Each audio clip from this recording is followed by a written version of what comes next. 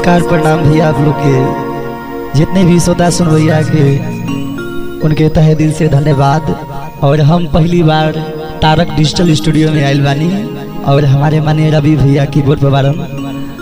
तो आई एगो गाना रहुआ लोग के बीच पेश करतानी, जो टूटी छुट्टी हो जाए अपना छोट बालक के भाई समझ के माफ कर दिया जाए।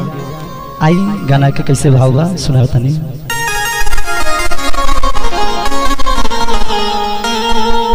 किसे नुरा सब को हृदय कुहरे हौवे से नुरा सब को एक ही रे हौवे सहजाना अलग अलगे बा सहजाना अलग अलगे सिनुरा सब कर एकुरी रे हौवे सिनुरा सब कर एकुरी रे हौवे सहजाना अलग अलगे बा सहजाना अलग अलगे बा।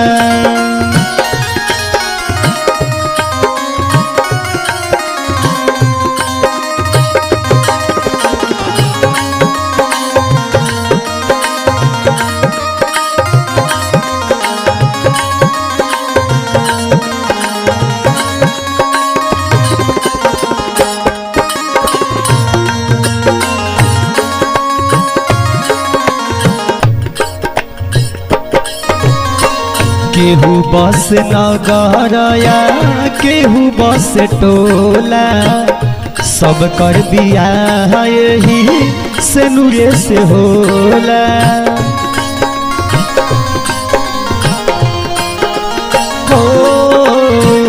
केहू बस नगरया केहू बस टोला सब कर बिया यही से नूरे से होला। भगिया सब कर एकुरी रे हौवे भगिया सब कर एकुरी रे हौवे कारा मामा अलग अलगे बा कारा मामा अलग अलगे बा। सिनुरा सब कर एकुरी रे हौवे सिनुरा सब कर एकुरी रे हौवे साजाना अलग अलगे बा।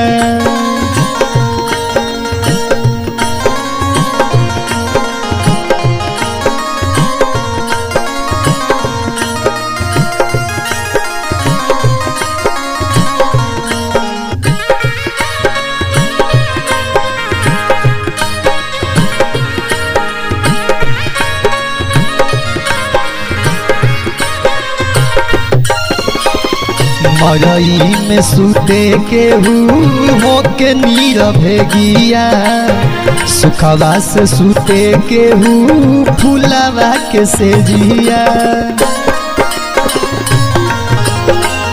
मरई में सुते केहू होके नीरवे गिया सुखवा से सुते केहू फूलवा के सेजिया।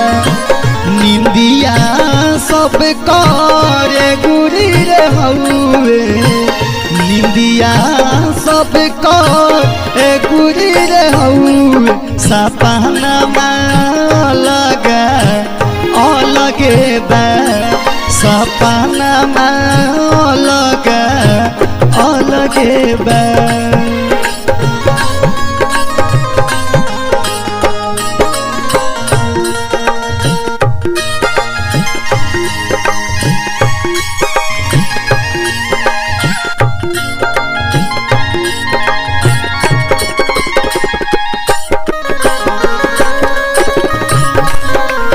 जय हो, क्या बात है।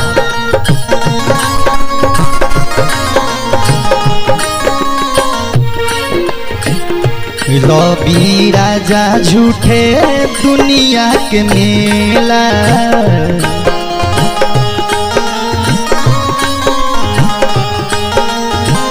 ओकिला नारी अब जाए के अकेला